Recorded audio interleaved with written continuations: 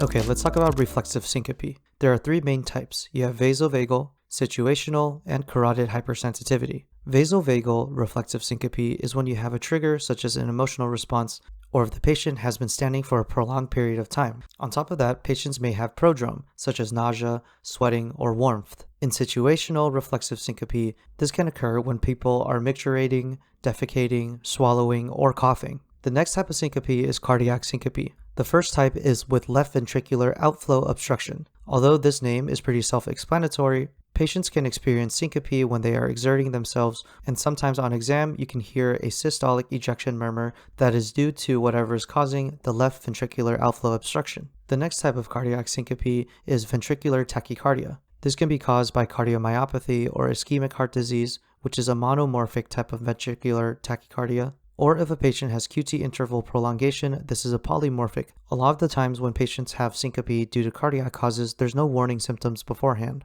In polymorphic tachycardia, on EKG, you will see waves change from beat to beat. In monomorphic ventricular tachycardia, you have electrical activity showing ventricular tachycardia waves on individual beats. The last type of cardiac syncope is caused by conduction impairment. This can be due to sick sinus syndrome or advanced AV block. A lot of the times these patients have some preceding fatigue or lightheadedness before their syncope. On EKG, you can see sinus pauses or even dropped QRS complexes. Sick sinus syndrome is just another name for sinus node dysfunction. Usually it's an abnormality in the sinoatrial node, action potential generation, or its conduction itself. This can be due to direct factors that are wrong in the SA node, which is called intrinsic, or extrinsic factors that are causing damage or changes to the sinus node, like pharmacotherapy with negative chronotropes or even hypothyroidism. AV block or heart block is really characterized by interrupted or delayed conduction between the atria and the ventricles.